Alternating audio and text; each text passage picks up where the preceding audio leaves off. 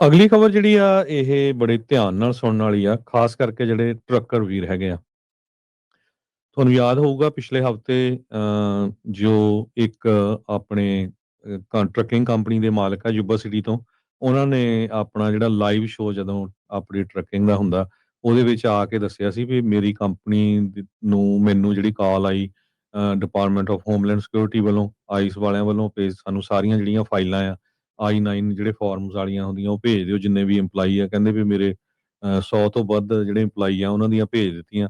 ਉਹ ਤੋਂ ਬਾਅਦ ਉਹਨਾਂ ਨੇ 15 ਜਿਹੜੇ EMPLOYEES ਆ ਉਹਨਾਂ ਨੂੰ ਕੰਟੈਕਟ ਕੀਤਾ ਵੀ ਜਿਨ੍ਹਾਂ ਦੇ ਵਿੱਚ ਵਰਕ ਪਰਮਿਟ ਵਾਲੇ ਵੀ ਸੀ, ਗ੍ਰੀਨ ਕਾਰਡ ਹੋਲਡਰਸ ਵੀ ਸੀ, ਸਿਟੀਜ਼ਨ ਵੀ ਸੀਗੇ, ਵੀ ਉਹਨਾਂ ਨੂੰ ਅਸੀਂ ਕੰਟੈਕਟ ਕਰਾਂਗੇ। ਸੋ ਅੱਜ ਖਬਰ ਇਹ ਆ ਰਹੀ ਆ ਵੀ ਉਸ ਪੰਜਾਬੀ ਮੂਲ ਦੀ ਜਿਹੜੀ ਟਰੱਕਿੰਗ ਕੰਪਨੀ ਆ, ਉਹਦੇ ਜਿਹੜੇ 9 ਡਰਾਈਵਰਸ ਆ ਉਹਨਾਂ ਨੂੰ ਆਈਸ ਵਾਲਿਆਂ ਨੇ ਚੱਕ ਲਿਆ ਹੈਗਾ, ਇਮੀਗ੍ਰੇਸ਼ਨ ਕਸਟਮ ਐਨਫੋਰਸਮੈਂਟ ਵਾਲਿਆਂ ਨੇ। ਉਹ ਜਿਹੜੇ 9 ਆ ਉਹ ਮੋਸਟਲੀ ਉਹਨਾਂ ਦੇ ਵਿੱਚ ਵਰਕ ਪਰਮਿਟ ਵਾਲੇ ਹੀ ਸੀਗੇ, ਤੇ ਉਹਨਾਂ ਦੇ ਕੋਲ ਜਿਹੜਾ ਡਰਾਈਵਿੰਗ ਲਾਇਸੈਂਸ ਨੌਨ ਡੋਮਿਸਾਈਲ ਜਿਹੜਾ ਆਪਾਂ ਕੈਲੀਫੋਰਨੀਆ ਡਰਾਈਵਿੰਗ ਲਾਇਸੈਂਸ ਕਹਿ ਸਕਦੇ ਹਾਂ ਉਹੀ ਸੀਗਾ। ਤੇ ਕਈ 8-8 9-9 ਸਾਲ ਤੋਂ ਵੀ ਰਹਿ ਰਹੇ ਸੀ। ਇੱਕ ਜਣਾ ਉਹਨਾਂ ਚੋਂ ਉਹਦੀ ਵਾਈਫ ਸਿਟੀਜ਼ਨ ਆ, ਉਹਨਾਂ ਆਪਣੇ ਹਸਬੈਂਡ ਦੇ ਲਈ ਆਲਰੇਡੀ ਜਿਹੜਾ ਸਟੇਟਸ ਚੇਂਜ ਦੇ ਲਈ ਅਪਲਾਈ ਵੀ ਕੀਤਾ ਹੋਇਆ ਆ। ਸੋ ਬੜੀ ਹੈਰਾਨੀ ਦੀ ਗੱਲ ਆ, ਜਿਹੜੇ ਉਹਨਾਂ ਨੂੰ ਬੁਲਾਇਆ ਗਿਆ ਉਹ ਵੱਖ-ਵੱਖ ਜਗ੍ਹਾ ਤੇ ਬੁਲਾਇਆ ਗਿਆ। ਕਿਸੇ ਨੂੰ ਜਿਹੜਾ ਆ ਉਹ ਟਾਕੋ ਬੈਲ ਤੇ ਬੁਲਾਇਆ ਗਿਆ, ਕਿਸੇ ਨੂੰ ਸਟਾਰਬਕ ਤੇ ਬੁਲਾਇਆ ਗਿਆ, ਤੇ ਜਦੋਂ ਉੱਥੇ ਗਏ ਤੇ ਉਹਨਾਂ ਨੂੰ ਚੱਕ ਲਿਆ ਗਿਆ ਹੈਗਾ। ਸੋ ਉਹਨਾਂ ਚੋਂ ਇੱਕ ਜਿਹੜਾ ਡਰਾਈਵਰ ਸੀਗਾ, ਉਹ ਸਾਡੇ ਸ਼ੋਅ ਦੇ ਵਿੱਚ ਜਿਹੜਾ ਅਪਡੇਟ ਇਮੀਗ੍ਰੇਸ਼ਨ ਵਾਲਾ ਉਹਦੇ ਵਿੱਚ ਕਾਲ ਕੀਤੀ ਸੀ ਵੀ ਮੈਨੂੰ ਬੁਲਾਇਆ ਗਿਆ ਆ, ਤੇ ਉਸ ਨੂੰ ਵੀ ਪਤਾ ਚੱਲਿਆ ਵੀ ਉਸ ਨੂੰ ਵੀ ਉਹਨਾਂ ਨੇ ਚੱਕ ਲਿਆ ਹੈਗਾ। ਹੁਣ ਉਹ ਕਿੱਥੇ ਹੈਗੇ ਆ, ਕਿਹੜੀ ਜੇਲ੍ਹ ਦੇ ਵਿੱਚ ਆ, ਇਹ ਕੋਈ ਪਤਾ ਨਹੀਂ ਹੈ। ਪਰ ਇਹ ਜਿਹੜੀ ਸਾਡੀ ਖਬਰ ਆ ਤੁਹਾਡੇ ਨਾਲ ਸਾਰਿਆਂ ਨਾਲ ਸਾਂਝੀ ਕਰਨ ਦਾ ਮਤਲਬ ਇਹ ਹੈਗਾ, ਕਿਉਂਕਿ ਮੀਡੀਆ 'ਚ ਨਹੀਂ ਕੋਈ ਆਈ ਹੈਗੀ। ਮੇਰੀ ਉਹ ਟਰੱਕਿੰਗ ਕੰਪਨੀ ਦੇ ਜਿਹੜੇ ਮਾਲਕ ਆ ਉਹਨਾਂ ਦੇ ਨਾਲ ਗੱਲਬਾਤ ਹੋਈ ਸੀ। ਸੋ ਜਿੰਨੇ ਵੀ ਟਰੱਕਰਸ ਹੈਗੇ ਆ ਇਸ ਇੰਡਸਟਰੀ ਦੇ ਵਿੱਚ, ਜੇ ਤੁਹਾਡਾ ਇਦਾਂ ਦਾ ਸਟੇਟਸ ਆ ਵੀ ਭਾਈ ਕੇਅਰਫੁਲ ਰਹੋ। ਇੱਦਾਂ ਜਿਹੜੇ ਕੰਪਨੀਆਂ ਵਾਲੇ ਆ ਵੀ ਜਿਨ੍ਹਾਂ ਨੇ ਡਰਾਈਵਰ ਰੱਖੇ ਹੋਏ ਆ, ਉਹਨਾਂ ਨੂੰ ਵੀ ਧਿਆਨ ਰੱਖਣਾ ਚਾਹੀਦਾ ਹੈਗਾ। ਸੋ ਹੁਣ ਇਹ ਇੱਕ ਕੰਪਨੀ ਦੇ ਨਾਲ ਉਹਨਾਂ ਦੇ 9 ਡਰਾਈਵਰ ਚੱਕੇ ਗਏ ਹੈਗੇ ਆ। ਸੋ ਇਹ ਹੁਣ ਸਾਰਿਆਂ ਨੂੰ ਇੱਕ ਤਰ੍ਹਾਂ ਦੇ ਨਾਲ ਵਾਰਨਿੰਗ ਹੈਗੀ ਆ। ਸਾਰੇ ਆਪਣਾ ਜਿਹੜਾ ਸਟੇਟਸ ਆ ਉਹ ਚੈੱਕ ਕਰੋ।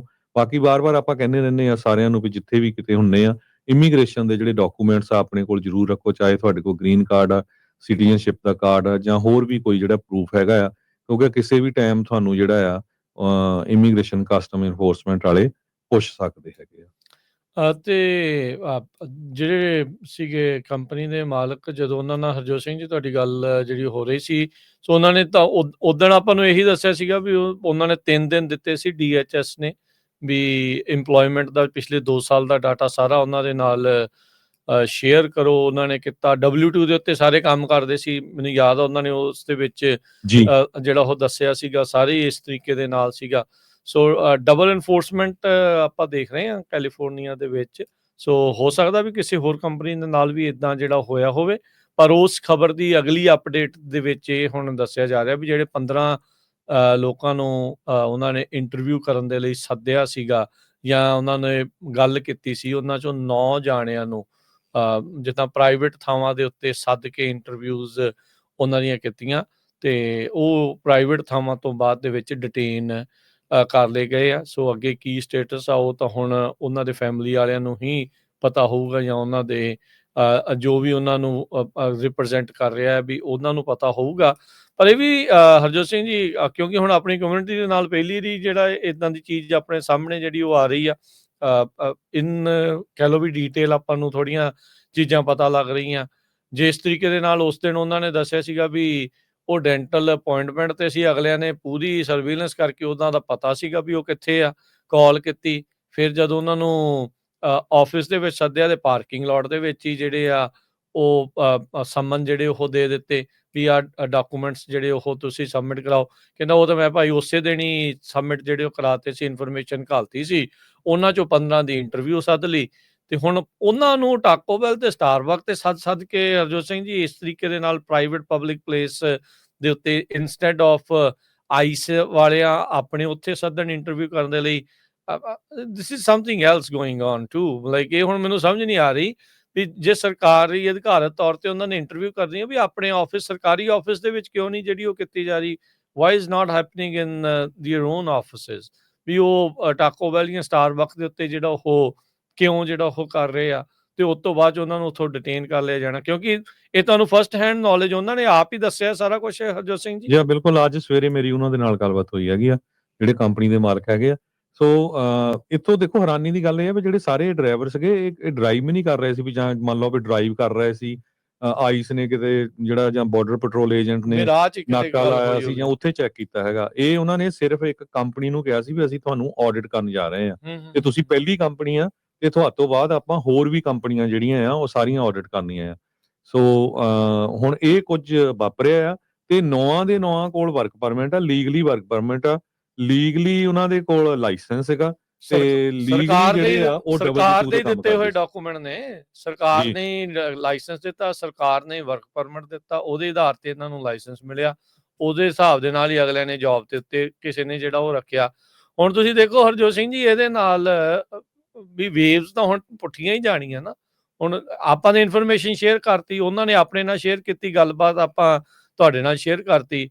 ਹੁਣ ਹਰ ਇੱਕ ਦੇ ਮਨ ਦੇ ਵਿੱਚ, ਤੁਸੀਂ ਕਹੋ ਨਾ ਕਹੋ, ਮਨ ਦੇ ਵਿੱਚ ਤਾਂ ਸਵਾਲ ਆਉਣਾ ਹੀ ਆ।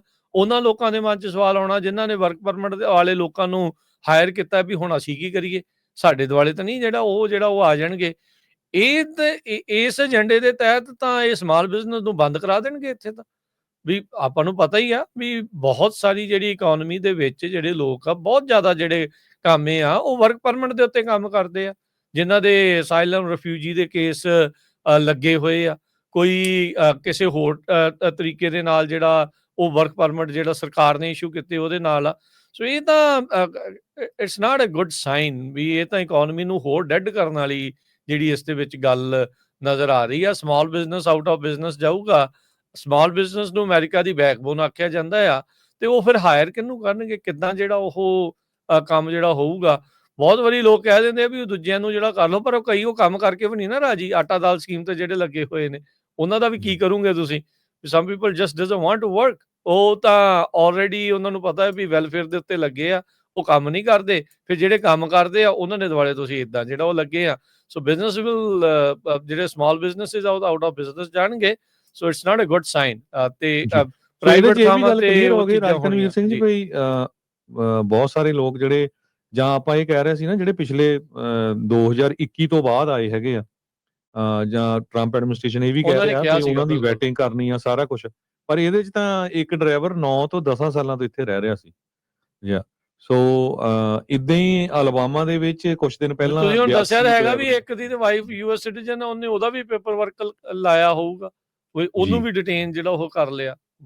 ਜੀ। Yeah. ਸੋ ਅਲਬਾਮਾ ਸਟੇਟ 'ਚ ਵੀ ਪਿਛਲੇ ਦਿਨਾਂ 'ਚ 82 ਡਰਾਈਵਰਸ ਫੜੇ ਗਏ, ਜਿਨ੍ਹਾਂ ਦੇ ਵਿੱਚੋਂ ਕਹਿੰਦੇ 12 ਕੋਲ ਤਾਂ ਲਾਇਸੈਂਸ ਨਹੀਂ ਸੀ, ਪਰ 17 ਦੇ ਕੋਲ ਆਊਟ ਆਫ ਸਟੇਟ ਲਾਇਸੈਂਸ ਸੀ। ਮੰਨ ਲਓ ਵੀ ਕੈਲੀਫੋਰਨੀਆ ਦਾ ਹੋਊਗਾ, ਵਾਸ਼ਿੰਗਟਨ ਸਟੇਟ ਦਾ ਹੋਊਗਾ, ਇਦਾਂ ਦਾ ਹੋਊਗਾ। ਸੋ ਇਹ ਜਿਹੜੇ ਵੀ ਟਰੱਕਰਸ ਹੈਗੇ ਆ ਟਰੱਕਿੰਗ ਇੰਡਸਟਰੀ ਦੇ ਵਿੱਚ, ਉਹਨਾਂ ਸਾਰਿਆਂ ਦੇ ਲਈ ਬੜੀ ਜਿਹੜੀ ਇਹ ਖਤਰਨਾਕ ਇੰਪੋਰਟੈਂਟ ਨਿਊਜ਼ ਹੈਗੀ ਨਿਊਜ਼ ਆ। ਆ ਵੀ ਯੂ ਹੈਵ ਟੂ ਸੀ, ਤੁਸੀਂ ਫਿਗਰ ਆਊਟ ਕਰਨਾ ਵੀ ਤੁਸੀਂ ਅੱਗੇ ਕੀ ਜਿਹੜਾ ਉਹ ਕਰਨਾ ਆ। ਇਹ ਸਾਰੀਆਂ ਚੀਜ਼ਾਂ ਇਨਫੋਰਮੇਸ਼ਨ ਨੂੰ ਜਿਹੜਾ ਉਹ ਦੇਖਦੇ ਹੋਏ ਇਟਸ ਅਪ ਟੂ ਯੂ, ਤੁਸੀਂ what you want to do. Companies ਨੇ ਦੇਖਣਾ ਵੀ ਉਹ ਜਿਹੜਾ ਉਹ ਕੀ ਕਰ ਰਹੇ ਆ। ਉਹ ਆਪਣੇ ਵੱਲੋਂ ਤਾਂ ਦੇਖੋ ਸਾਰੇ ਹੀ ਜਾਣੇ ਹੁਣ ਟੂ ਦਾ ਪੁਆਇੰਟ, ਜੇ ਤੁਸੀਂ ਲਾਅ ਨੂੰ ਫੋਲੋ ਕਰਦੇ ਹੋਏ ਵੀ ਇਸ ਚੀਜ਼ ਨੂੰ ਕਰ ਰਹੇ ਆ, ਉਹਨਾਂ ਨੂੰ ਵੀ ਉਹ ਸਾਰੀਆਂ ਚੀਜ਼ਾਂ ਦਾ ਸਾਹਮਣਾ ਕਰਨਾ ਪੈ ਰਿਹਾ। ਸੋ ਜਿੱਦਾਂ ਆਪਣੇ ਕਹਾਵਤ ਨਹੀਂ ਹੁੰਦੀ ਹਰਜੋਤ ਸਿੰਘ ਜੀ, ਹੁਣ ਪਤਾ ਨਹੀਂ ਢੁਕਦੀ ਆ ਕਿ ਨਹੀਂ, ਪਰ ਚੰਗੀ ਲੱਗੇ ਜਾਂ ਨਾ ਲੱਗੇ, ਕਈ ਵਾਰੀ ਕਹਿੰਦੇ ਆ ਨਾ ਵੀ ਕਾਂ ਮਾਰ ਕੇ ਟੰਗਣ ਵਾਲੀ ਗੱਲ ਹੁੰਦੀ ਆ। ਸੋ ਇਹ ਲੋਕਾਂ ਨੂੰ ਡਰਾਉਣ ਵਾਲਾ ਹੀ ਮਾਹੌਲ ਜਿਹੜਾ ਇਹਨਾਂ ਨੇ ਸਰਕਾਰ ਨੇ ਇਸ ਟਾਈਮ ਪੂਰਾ ਹੀ ਜਿਹੜਾ ਉਹ ਬਣਾਇਆ ਹੋਇਆ। ਤੇ ਜਿਹੜਾ ਕੈਲੀਫੋਰਨੀਆ ਦੇ ਨਾਲ ਆਡਾ ਲੱਗਾ ਹੈ ਨਾ ਟਰੰਪ ਪ੍ਰਸ਼ਾਸਨ ਦਾ, ਇਹ ਪਤਾ ਨਹੀਂ ਇਹ ਗੁੱਸੇ 'ਚੋਂ ਨਿਕਲ ਰਹੀ ਆ, ਜਾਂ ਇਹ ਕੈਲੀਫੋਰਨੀਆ ਤੋਂ ਬਦਲਾ ਲੈਣ ਦੀ ਨੀਤੀ ਦੇ ਵਿੱਚੋਂ ਨਿਕਲ ਰਹੀ ਆ, ਜਾਂ ਕਿੱਦਾਂ ਜਿਹੜਾ ਹੋ ਰਿਹਾ। ਪਰ ਸਿਚੁਏਸ਼ਨ ਜਿਹੜੀ ਉਹ ਖਾਸੀ ਇਸ ਟਾਈਮ ਡਾਵਾਂਡੋਲ ਜਿਹੜੀ ਉਹ ਬਣੀ ਪਈ ਹੈਗੀ ਆ। ਜੀ।